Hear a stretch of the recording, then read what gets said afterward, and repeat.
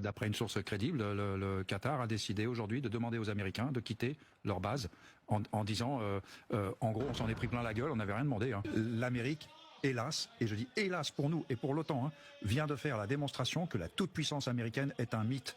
Les pays du Golfe ont compris la leçon. Le Qatar commence à dire aux Américains de partir.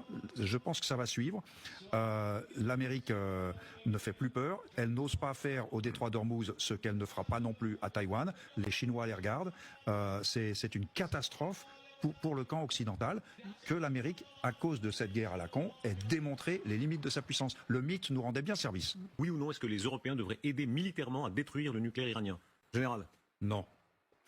Non. Au moins, il est clair, lui. Oui, non.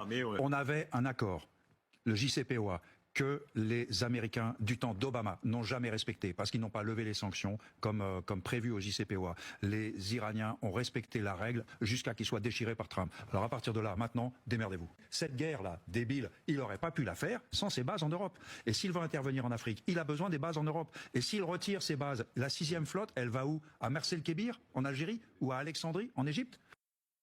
Eh oui les gars, c'est la réalité, même si beaucoup vous voulez fermer les yeux. Aujourd'hui, sachez que Donald Trump s'est complètement enlisé dans une guerre qu'il va perdre en Iran, mais surtout toutes ces menaces de sortir de l'OTAN, c'est bidon.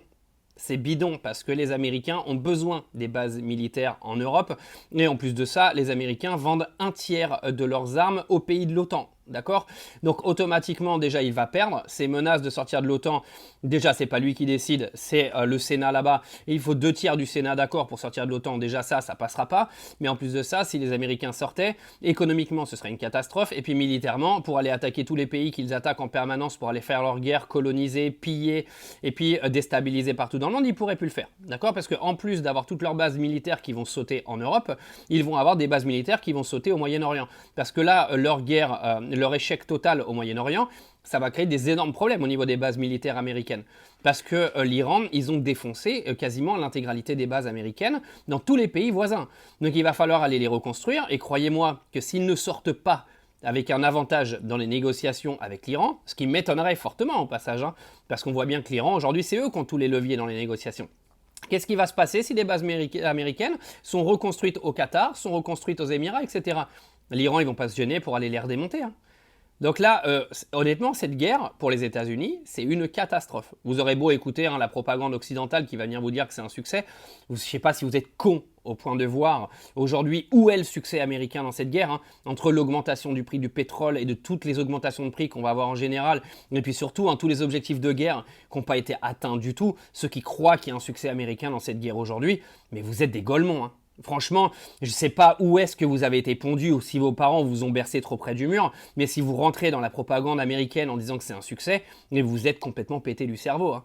Mais là, les conséquences de l'après-guerre avec l'Iran, pour l'Occident, les gars, ça va être un cataclysme.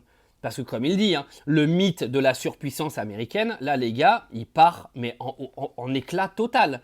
C'est-à-dire que là, il n'y a plus personne qui va avoir peur des Américains. Et quand il dit que la Chine, il les regarde, il n'y a pas que la Chine, hein. Là, la Chine, la Russie et tous les anti-américains, les gars, mais là, ils se régalent. Ils vont acheter du popcorn, ils le bouffent et là, vraiment, ils se marrent pour le coup.